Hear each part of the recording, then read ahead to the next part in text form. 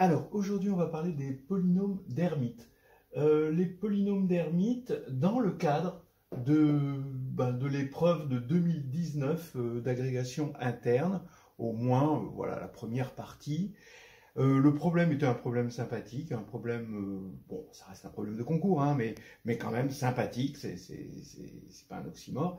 À peu près ce qu'on peut attendre quand on est préparateur, c'est-à-dire un problème qui, à la fois, est capable de sélectionner des candidats qui ont des capacités en mathématiques, mais aussi, surtout, qui ont travaillé pendant l'année. Voilà, donc ça cible bien le programme. Bon, c'est assez satisfaisant pour un préparateur de voir qu'il existe des problèmes comme ça.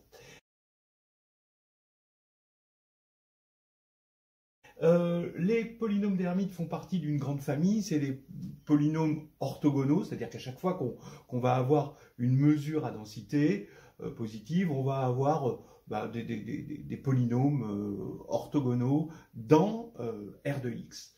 Voilà. Et le problème, la partie 1, est assez typique, et c'est pour ça que c'est intéressant de faire cette partie 1, c'est que ça balaye bien, pas tout, mais ça balaye bien tout le tralala qu'il y a sur les polynômes orthogonaux, alors qu'on peut après décliner en polynôme de Legendre, de Chebyshev ou quoi que ce soit, mais en tout cas, parce que ça va être toujours les mêmes techniques. Donc ça vaut le coup quand même de regarder ça. Bon, alors regardons. Je ne vais pas suivre le petit 1, le petit 2, le petit 3 du problème, mais globalement, ceux qui ont le problème sous les yeux, vous allez voir que je le suis globalement. Et puis je vais rajouter aussi des questions intéressantes parce que pour voir un peu en situation à quoi ça sert, hein, ces polynômes orthogonaux, ce qui paraissait pas hyper clair quand on regardait juste la partie 1. Alors, sur R de X, hein, donc on va définir une forme P cube, les P et Q sont dans R de X, c'est l'intégrale de moins l'infini à plus l'infini de P de T, Q de T, exponentielle de moins T2 dt. Donc on a ici notre mesure à densité positive, ici, et là, ça va faire que il faut montrer que c'est une forme bilinéaire, symétrique. Bon, évidemment, il faut montrer que c'est bien défini. Hein.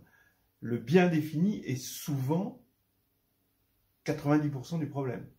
Bon, alors donc, alors bilinéaire, ça posera de problème à personne, symétrique non plus. Et puis, bien défini, regardez, hein, surtout. Ici, P, en plus l'infini et en moins l'infini, P de T, Q de T, en valeur absolue, va être équivalent à une espèce de T, valeur absolue de T puissance n, et on va avoir exponentielle de moins T2. Donc c'est lui qu'il va falloir regarder. Et puis on fait de la convergence comparée, ici, ça c'est plus petit en plus ou moins l'infini que exponentielle de moins valeur absolue de T. Alors comment le montrer? On multiplie par exponentielle de valeur absolue de T de côté, et on a quelque chose qui va évidemment tendre vers 0, c'est la croissance comparée. On pourrait le faire en plus l'infini et en moins l'infini. À la limite, je conseillerais de le faire comme ça, c'est peut-être plus prudent. Mais là, je le fais en un seul coup, en plus ou moins l'infini avec la valeur absolue. Bon. Ça, c'était la première question. La deuxième question, c'est l'existence d'une base de R de X, QI, telle que Q0, etc., Qn, engendre Rn de X. D'accord, Rn de X, c'est l'espace des polynômes de 2 inférieur ou égal à n, pour tout n, et orthogonale pour cette forme. Ah oui, alors j'ai oublié de dire que c'était aussi une forme définie positive. Alors, définie positive, alors d'abord positive, ça pose pas de problème, parce que l'intégrale de P2 de T dt, exponentielle de moins T2 dt, ça va être positif. Si c'est nul, étant donné, donc il y a un petit argument de continuité qui va nous dire que ça veut dire que P au carré est nul, et donc que P est nul, mais il ne faut pas oublier cet argument de continuité, hein, qui est essentiel et qui est certainement attendu de pied ferme par les correcteurs. Allons-y ici pour cette pour cette base, ben oui, il faut rappeler que l'on a une situation de type Gram-Schmidt, mais je ne pense pas que ici, Gram-Schmidt soit le sésame qui permette d'avoir tous les points. Je pense qu'il faut aller un petit peu plus loin que dire Gram-Schmidt. Au moins, si vous dites Gram-Schmidt, rappelez bien qu'on est dans un espace euclidien, disons un espace pré-hilbertien, on va dire, hein. Donc, c'est-à-dire qu'on a une forme définie positive. Donc déjà, ça c'est le minimum si vous voulez convaincre que Gram-Schmidt va marcher. Parce que Gram-Schmidt ne marche que dans cette situation-là. Voilà. Sinon, pour aller plus loin dans Gram-Schmidt, ben, il faut partir de la base canonique, hein, des polynômes, donc les monômes unitaires, hein, 1, x, x2, x3, xk, et puis construire, regardez, alors bon, je mets un dièse parce que c'est pas encore Q, parce qu'après il faut que ce soit unitaire, donc il n'est pas, si, oui, c'est à peu près clair que là ça va être unitaire. Bon, oui, donc je pourrais directement, mais généralement on nous demande une normalisation, et c'est bien d'avoir une étape intermédiaire. Donc QK dièse, alors regardez, dans Gram-Schmidt, ce qu'on fait, on part de la base de référence, mais il y a un contre-pied. On ne va pas écrire la nouvelle base en fonction de l'ancienne. En fait, si vous regardez bien, c'est l'ancienne qu'on écrit en fonction de la nouvelle. Et qu'on construit par récurrence. Et qu'on construit donc par récurrence et donc de façon triangulaire supérieure. Hein. On a une matrice de passage qui est triangulaire supérieure de l'une à l'autre et donc de l'autre à l'une. Et regardez, vous mettez xk moins somme de j égale 0 à k-1 de, alors, xk qj dièse, qui a été construit par récurrence, sur qj dièse, donc ça, je vais en parler plus tard, ce dénominateur, quand même, les dénominateurs, il faut les regarder toujours avec un œil cétique, et fois qj dièse. Alors, il faut bien expliquer que par récurrence, ce qu'on va obtenir est une partie libre. Q0 dièse, Q1 dièse, jusqu'à QK dièse, ça va être une partie libre. Donc en particulier des éléments non nuls. Ce qui va faire que par récurrence, on va pouvoir définir ça comme non nul et le mettre au dénominateur. Voilà, ça c'est important. Ensuite, c'est simple. Il faut l'initialiser à Q0 dièse égale 1, donc c'est-à-dire le premier élément de la base de référence, ici qui est la base canonique des polynômes. Et maintenant, il faut montrer, pour montrer que c'est orthogonal, eh bien, prendre i inférieur à k.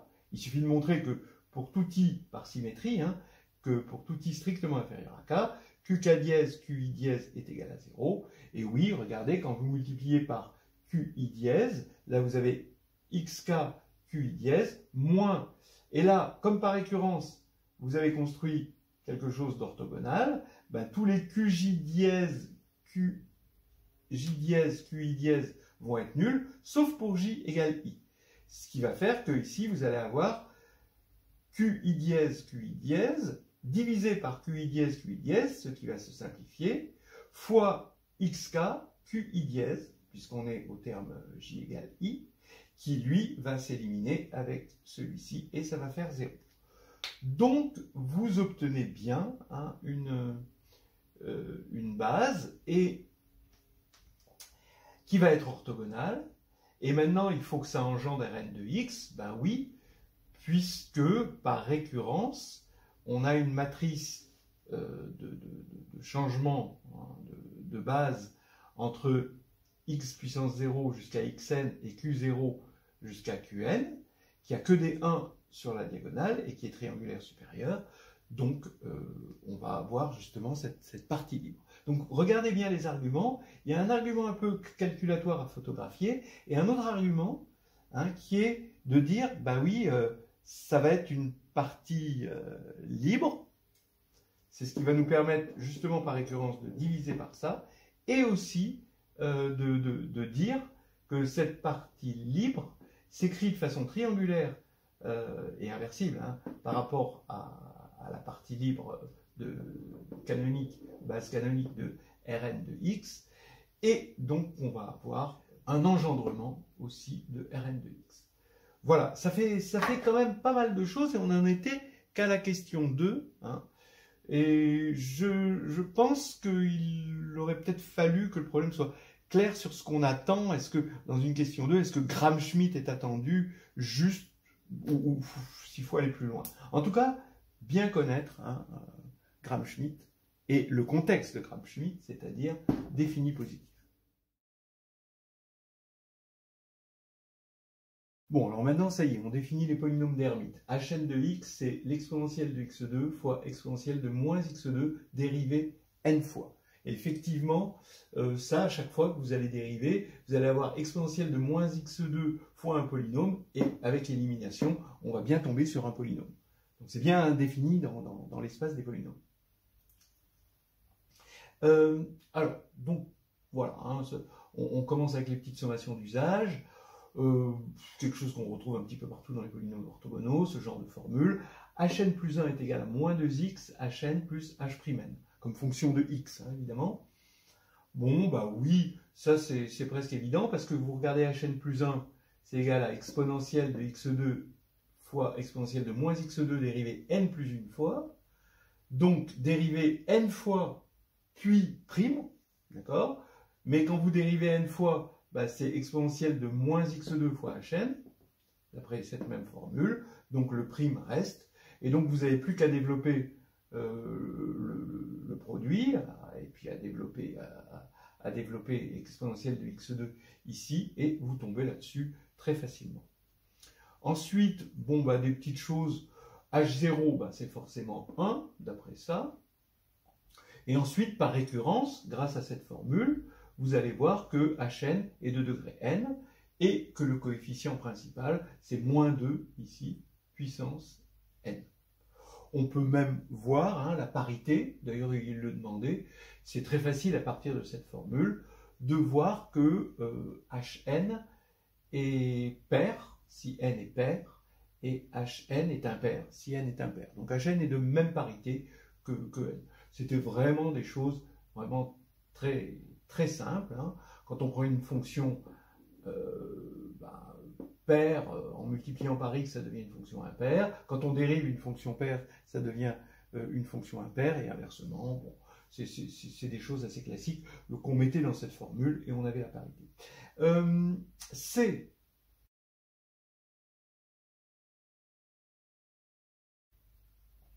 Hm, alors ça c'est important, il faut montrer qu'ils sont orthogonaux.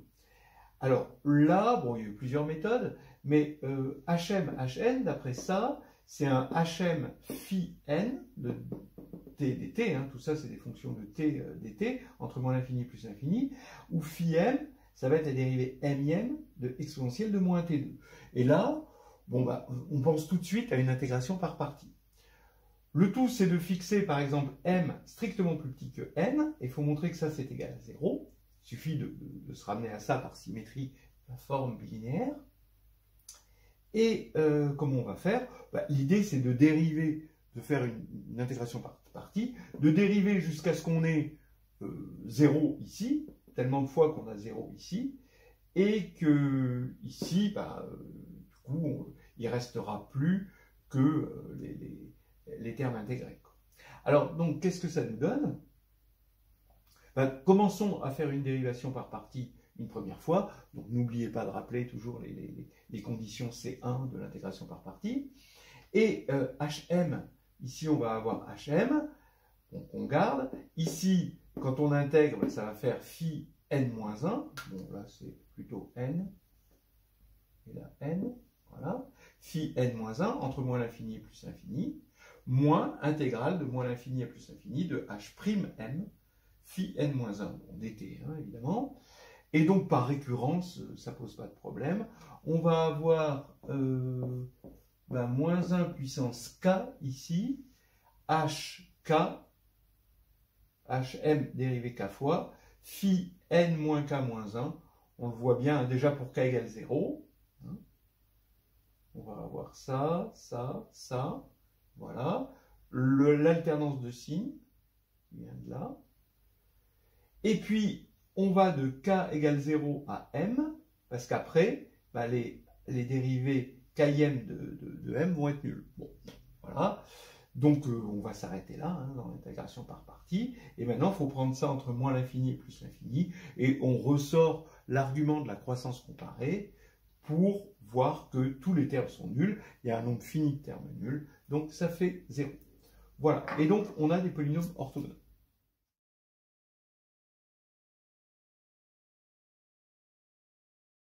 Alors là, on arrive à la question 5, qui est naturelle. Hein. Est-ce que Hn est collinéaire à Qn? Effectivement, on avait construit une base échelonnée orthogonale avec des Qn unitaires. Et là, on tombe sur une base échelonnée orthogonale, hein, pour les degrés, échelonnée pour les degrés. Alors, bah, oui, il est naturel de se poser la question comme ça, collinéaire.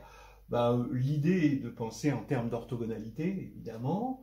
Donc on a le sous-espace de Rn de x, hein, on regarde comme sous-espace de Rn de x, engendré par les hi de 0 à n-1.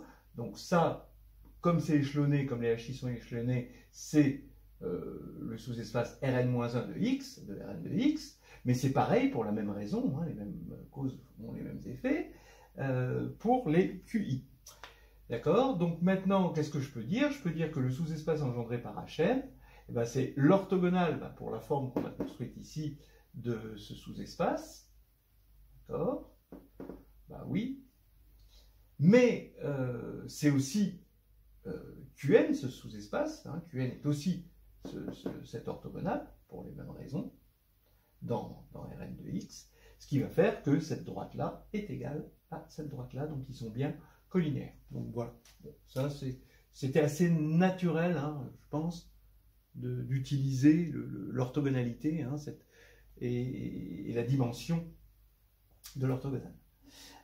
Ensuite, il y avait une sixième question avec montrer que H'N est proportionnel à Hn-1. Et de trouver ensuite alpha n, hein, cette constante de proportionnalité. Alors ça, une fois qu'on sait que c'est proportionnel, c'est facile de mettre moins 2n. Donc je remercie le concepteur du problème, hein, d'avoir fait ça en 2 temps, parce que s'il avait mis directement moins 2n Hn-1, ça aurait été peut-être un petit peu difficile à imaginer, hein. Mais en disant montrer que c'est proportionnel, on se doute de comment on va faire. Bien, on va prendre H'N. Bon, voilà ce que je propose. Hein. H'N, ben forcément, il est de degré inférieur ou égal à n-1, il est même de degré égal à n-1, donc il est dans ce sous-espace.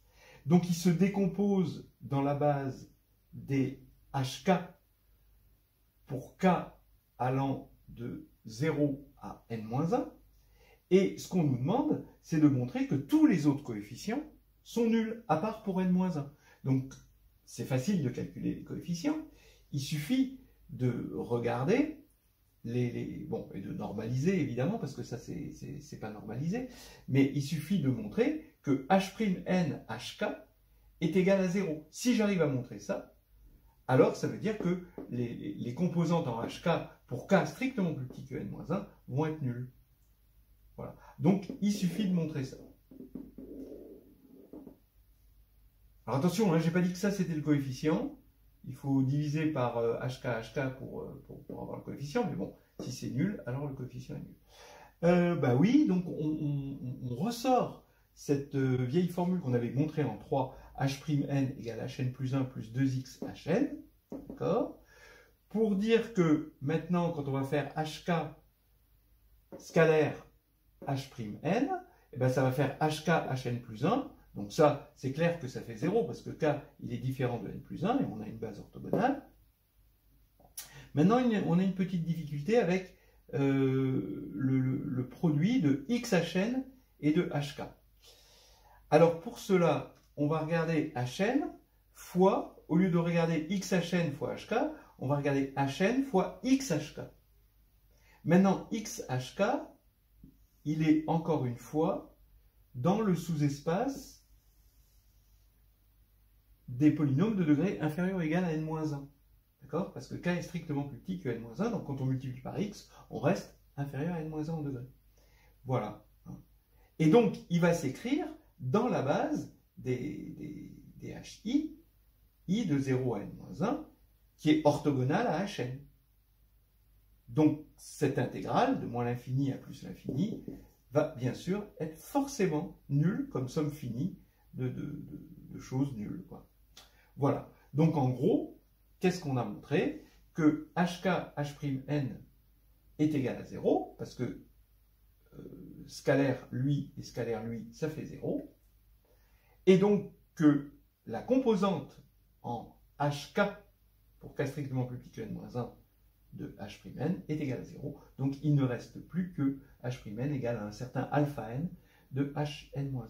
Mais maintenant, vous voyez que le problème, il ne nous demande pas de calculer les HI, il ne nous demande pas de montrer des formules compliquées. Et maintenant, le alpha n, il est facile à connaître parce qu'on avait vu que le coefficient dominant de Hn, ici, c'était moins 2 puissance n. Donc on va avoir n fois, parce que c'est le degré n, donc n fois moins 2 puissance n égale à alpha n fois moins 2 puissance n-1, ce qui va nous faire alpha n égale moins 2n. Dans un deuxième temps, c'est très facile d'aller cueillir alpha n. Voilà. Et là, on se mettait à avoir des questions très faciles, hein, où il suffisait de faire une combinatoire des formules obtenues pour obtenir ce qu'on voulait. Hein. Vraiment, il n'y avait rien, juste un tout petit peu de système D de base, hein, de la combinaison linéaire. Hein. Hn, il faut montrer que c'est solution, c'est une fonction solution de y seconde moins 2xy' plus 2ny. Donc vous voyez, ça aussi c'est classique dans les polynômes orthogonaux, qui soient solutions comme ça d'une famille, comme ça d'équations différentielles. Alors ici, on a H'N. Alors pour le montrer, ben, on part de cette formule qu'on avait obtenue, H'N égale Hn plus 1 plus 2xHn, qu'on redérive ici. Alors on écrit ça, et H'N plus 1, ben, on dégaine la formule qu'on avait obtenue ici, mais pour n plus 1. Donc on va avoir moins 2 facteur de n plus 1 Hn. Et là, ça se simplifie ici, il ne reste plus que moins 2n Hn, plus 2x H'N, ici. Et puis après, bah, il n'y a plus qu'à faire cette combinaison linéaire. Y seconde, là, donc ici, moins 2xy', donc ici. On multiplie donc par moins 2x. Et déjà, on voit qu'on va obtenir ça, donc finalement ceci, qui va bien faire 0, et avec le moins 2x de ce qui reste, moins 2x fois ça, plus 2x fois ça, d'après cette formule multipliée par moins 2x, ça fait bien 0. Bon, c'est vraiment du petit bricolage, c'est rien du tout. Hein. Bon, donc on trouve ça. Ensuite, le 8, où on nous demandait de montrer que Hn plus 1 plus 2x Hn plus 2n Hn-1 égale 0, ça aussi, c'était pas grand-chose.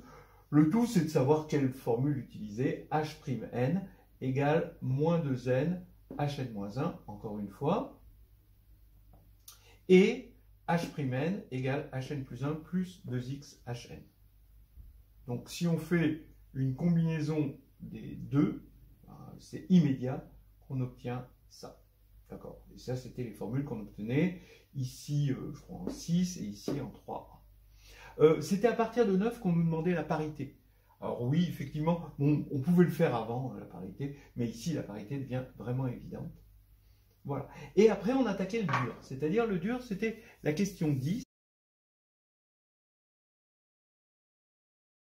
Alors maintenant, la 10e question de la première partie, elle n'était pas facile. Surtout, posée à brûle-pourpoint comme ça, sans indication particulière.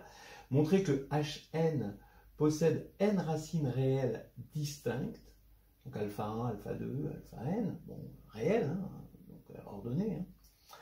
Bon, là, c'était pas évident, même si c'est tout de même un classique dans les polynômes orthogonaux, bon, et qu'on pouvait trouver, par exemple, hein, dans Carnet de voyage en analysant, c'est fait dans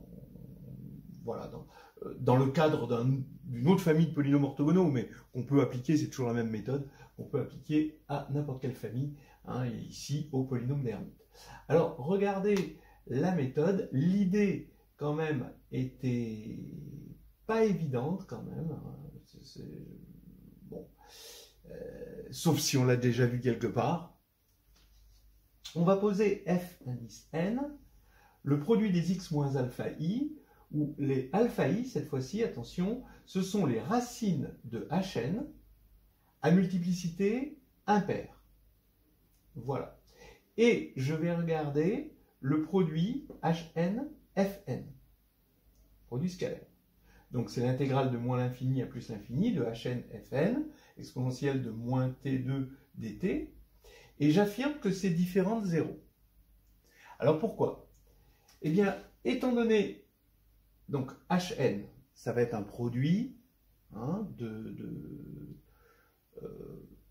polynôme irréductible sur R. Donc comme c'est un produit de polynômes irréductibles sur R, il va y avoir les polynômes irréductibles de degré 2, sans racine, donc qui ne vont pas changer de signe, puisqu'ils vont être toujours de même signe, puisqu'ils n'ont pas de racine, entre moins l'infini plus l'infini. Et il va y avoir les polynômes de degré 1, x moins alpha i, alors soit avec une puissance paire, dans ce cas-là, ça ne va pas changer de signe non plus, soit une puissance impaire, mais dans ce cas-là, en multipliant par fn, on va retrouver une puissance paire. Donc globalement, hn fn, qui n'est pas forcément positif, c'est positif ou négatif, hein, selon le coefficient, selon la parité de n, eh bien ça va être toujours de même signe.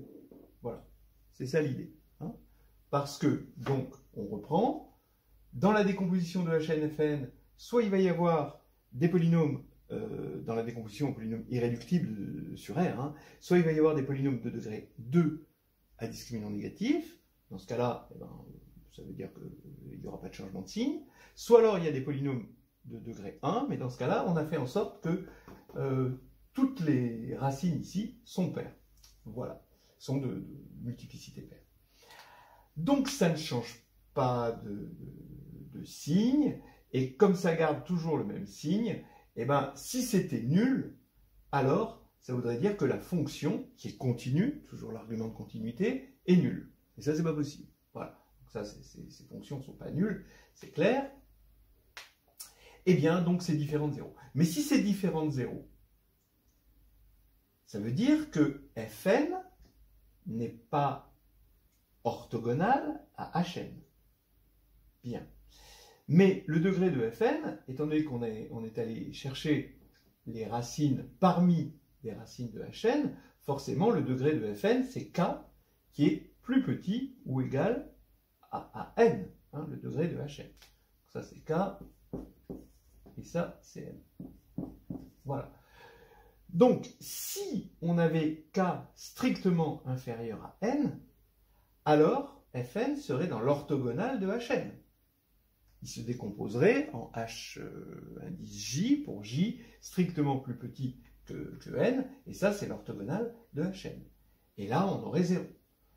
Donc on peut en déduire que le degré de fn est égal à hn, donc k est égal à n, et comme k est égal à n, ça veut dire que hn possède n racines réelles distinctes.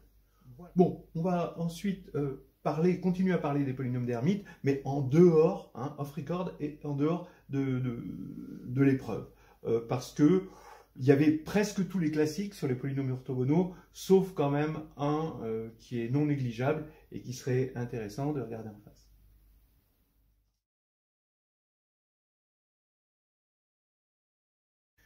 Alors, on a fait le tour des questions qu'il y avait dans cette partie 1 de l'épreuve 2 de 2019. Sur les polynômes d'Hermite. Mais on n'a pas fait le tour de toutes les questions classiques qu'on pourrait poser sur les polynômes d'Hermite et plus généralement sur les polynômes orthogonaux. On va essayer d'en regarder deux auxquelles on a échappé. Une question va porter sur l'entrelacement des racines, l'autre question sur ce qu'on appelle la quadrature de Gauss, qui est un grand classique.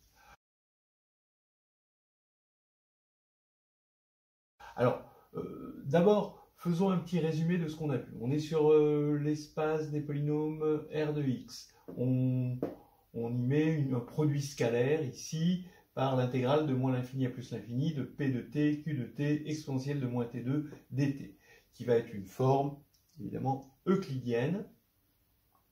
Et à partir de la base canonique des polynômes, on va avoir une base orthonormale par un procédé de Gram-Schmidt, parce que tout est basé sur le fait que ça, c'est bien défini positif. Bien. On obtient donc une famille de polynômes orthogonaux qui, ça va être unique à scalaire près, hein. Mais surtout, Hn. Là, les Hn qui étaient dans ce problème, ce sont les polynômes d'Hermite, qu'on peut retrouver sous d'autres avatars avec d'autres coefficients dominants, évidemment, hein. Mais là, Hn est de degré n, ça forme une base orthogonale de R de x. On avait montré que H'N est égal à moins 2n Hn-1. Le coefficient dominant de Hn, c'est moins 2, le tout puissance n.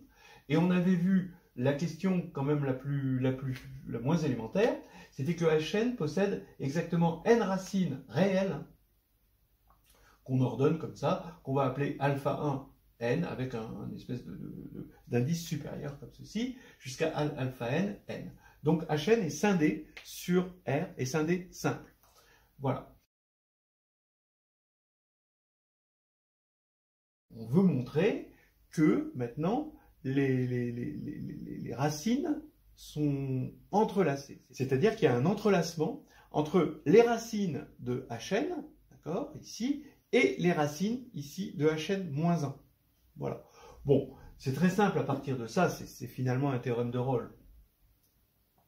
Donc, remarquez que d'après cette égalité, vous avez H'N, quand on l'applique aux racines de Hn-1, qui sont notées comme ça, hein, pour J allant de 1 à n-1, eh bien, d'après cette égalité, ça va faire 0.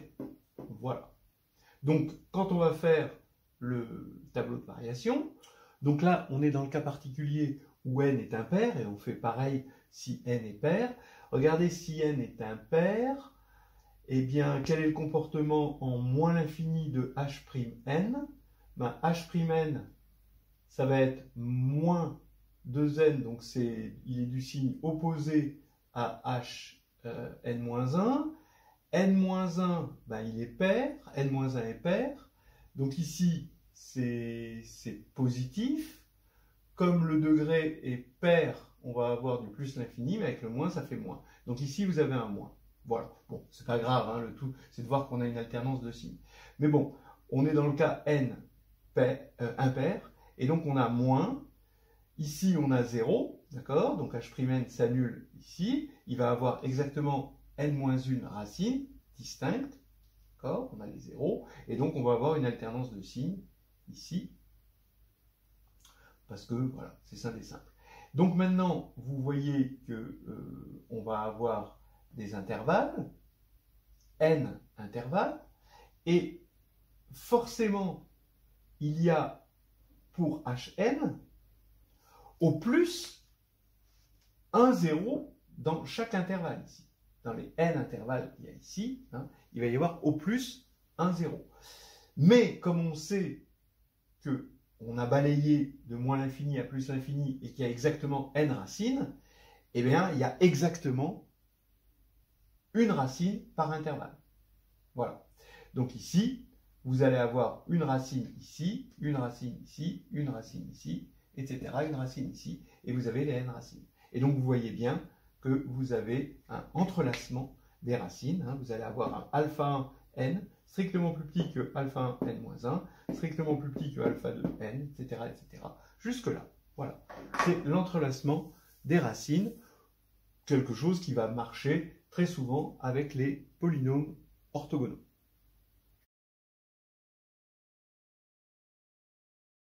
Alors maintenant, une thématique plus intéressante, on va aller se promener du côté de la quadrature de Gauss. Hein. On va se promener un peu avec Gauss et ses idées pour calculer des aires.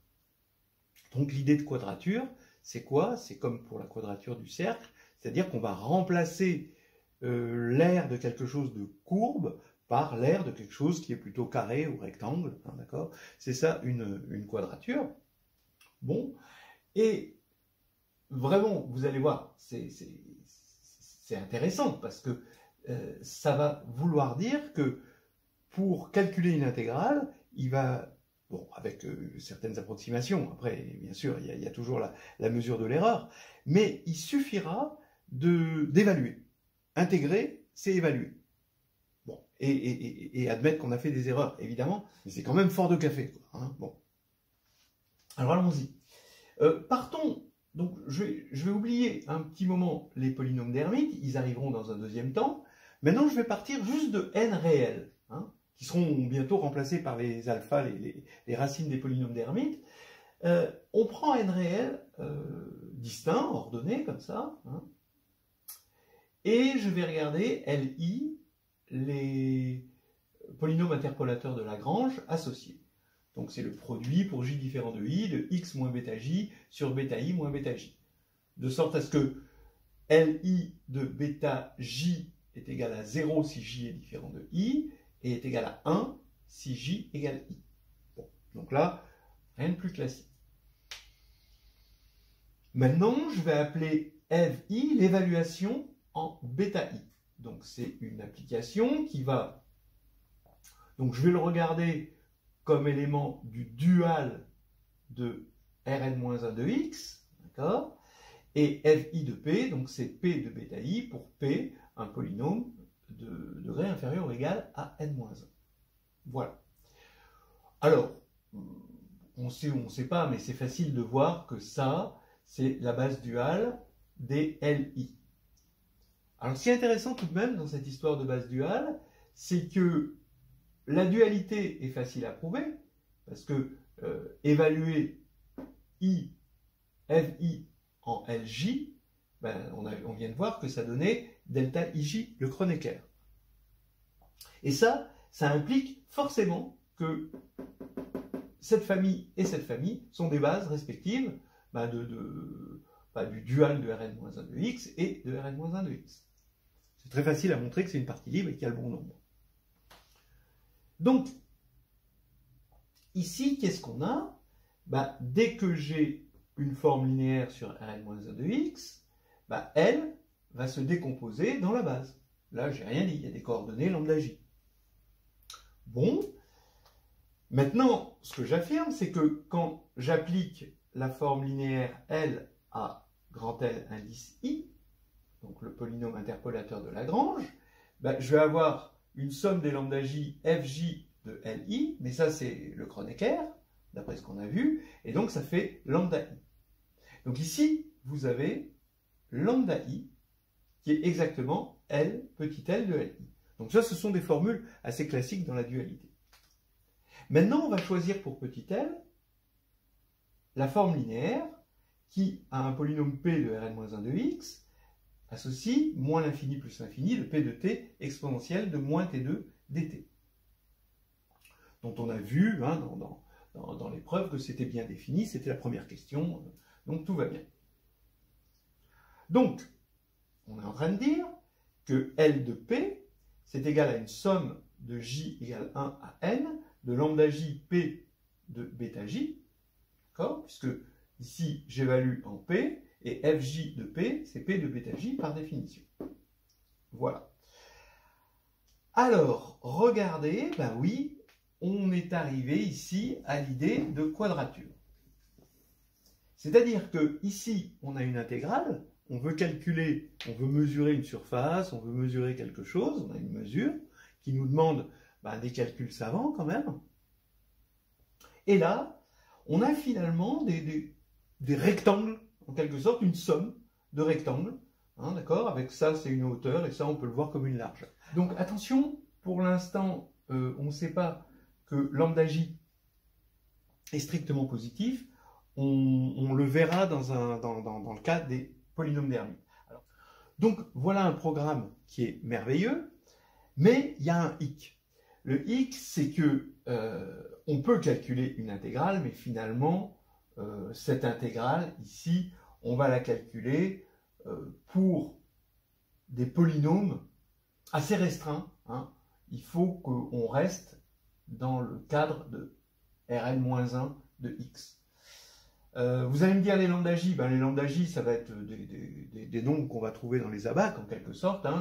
Il suffit de les calculer, hein. Il suffit de les calculer pour les LI, et après on a ça. Donc voilà, en gros, pour l'instant, on a une méthode de quadrature qui est expliquée ici.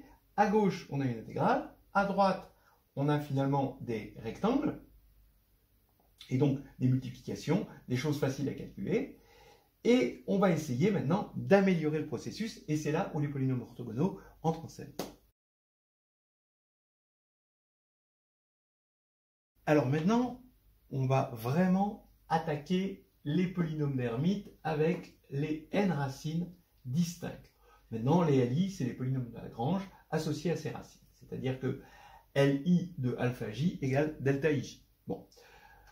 On a toujours la forme linéaire L, petit l, hein, qui est définie. Alors on va la définir maintenant sur R de x en général, hein, parce que ça peut être défini sur R de x. Donc L de P, c'est l'intégrale de moins l'infini à plus l'infini de P de T exponentielle de moins T2 dt. Et on a vu, d'après ce qu'on a vu tout à l'heure, hein, L de P, en appliquant tout simplement pour ces racines-là particulières, L de P est égal à la somme de j égale 1 à n de lambda j, P de alpha j, où lambda j, ça va être des poids, hein, ça va être les petits l de grand L indice j. Voilà. Donc c'est la méthode de quadrature de Gauss, mais dont on se désolait qu'elle était valable dans quelque chose de très restreint, c'est-à-dire il faut prendre P dans Rn-1 de x. Eh bien, la bonne nouvelle, voilà le théorème, c'est que cette formule est valable pour P dans R2n-1 de x. Donc elle dédouble son champ de validation. C'est énorme, hein, c'est vraiment énorme, et c'est là la grande force de ces endroits. C'est-à-dire que pour trouver une intégrale, en gros, on va devoir évaluer, donc intégrer c'est évaluer, avec une erreur évidemment, hein, je suis d'accord, en général, mais ici, on n'évalue pas n'importe où. La courbe a ses chakras, en quelque sorte, hein, des endroits particuliers sur lesquels Dr Gauss il sait prendre la température et calculer l'intégrale. Extraordinaire. Bon, eh bien, allons-y pour la preuve. Donc, extension du domaine de validité de la formule, hein, ça c'est énorme. Et puis ensuite, on prendra un P, une fonction continue, et puis voilà, super compacte quand même, pour qu'elle se rapproche d'un polynôme, et on voit bien que ça va bien marcher. Alors, ici, vous prenez P dans Rn-1 de x, on a vu que cette formule était valable, c'est ce qu'on a fait tout à l'heure. Maintenant, on prend P quelconque, mais de degré inférieur ou égal à 2n-1. Donc on effectue la division euclidienne de P par Hn, donc on va avoir un quotient Q, qui est de degré inférieur ou égal à n-1, puisque là c'est 2n-1 et là c'est degré n, et R qui est de degré inférieur à n-1, puisque là c'est degré n. Donc maintenant, j'écris L de P. Ben, L de P c'est une intégrale, ici, là c'est une intégrale, et là c'est une intégrale. L'intégrale ici c'est L de R, évidemment, et là, l'intégrale qu'on va avoir ici, d'après la définition de L de P, eh ben, ça va être exactement le produit scalaire HNQ. Comme c'est le produit scalaire HNQ, eh ben ça fait 0. Pourquoi? Parce que Q, il est dans Rn-1 de x, donc il se décompose dans la base des HI de 0 à n-1, qui sont tous orthogonaux à Hn. Donc ici on a 0, et là on a L de R, et L de R, on est dans le domaine de validité de la formule, puisque R est de degré inférieur ou égal à n-1, donc on peut appliquer la formule. Mais R de alpha j, d'après la division euclidienne, et le fait que les alpha i sont racines des Hn, ben c'est aussi P de alpha j. Donc vous voyez que L de P égale ça, donc on a encore la même formule. Voilà, ça c'est magnifique.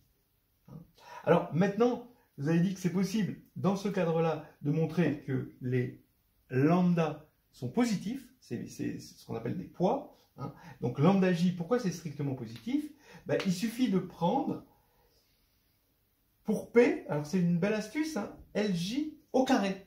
Parce que maintenant, Lj comme c'est de degré n-1, d'accord, c'est le nombre de racines moins 1, hein, par 2 points passe une droite, par 3 points passe une parabole, puis on enlève toujours 1, et on a vu dans les LJ dans la définition de LJ que c'était de degré n-1, mais c'est bien de le voir comme ça avec le fait que par 2 points passe une droite, moi ça m'interpelle.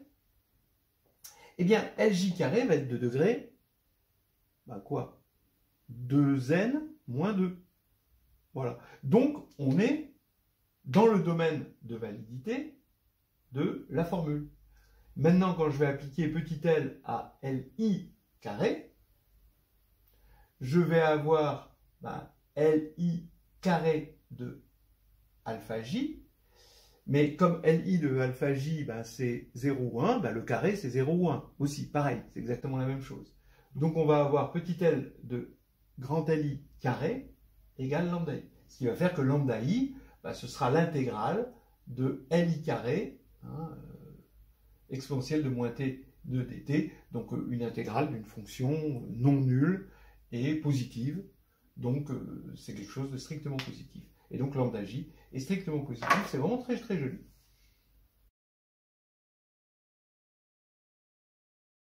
Voilà, donc maintenant l'idée c'est de partir d'une fonction f continue.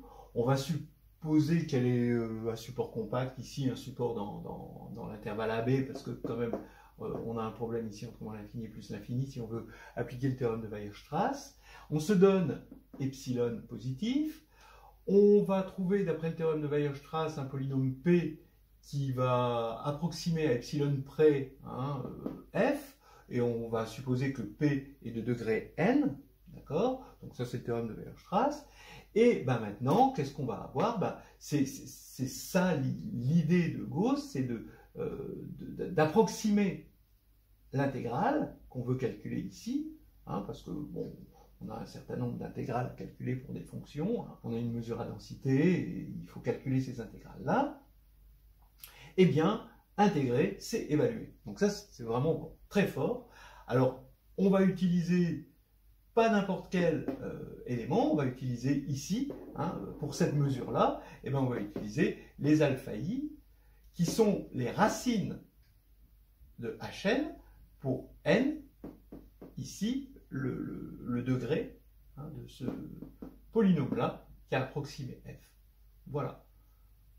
Alors évidemment, pourquoi c'est vrai? On s'en doute, parce que si on appelle ça L de f, L de f va ressembler à L de P, puisque P ressemble à F.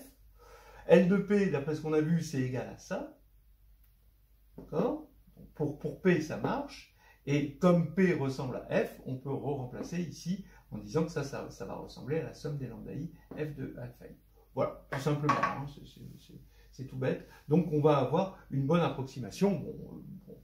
Je vous laisse regarder les détails, mais vous voyez que ça approxime bien, je pense que vous êtes convaincus que ça approxime bien les choses. Et donc, c'est pour ces alpha i-là que l'approximation va être la meilleure, parce qu'elle va avoir le plus grand domaine de validité possible.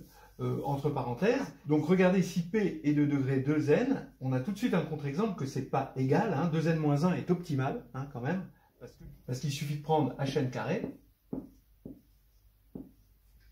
D'accord. Alors L de Hn carré, c'est égal à Hn.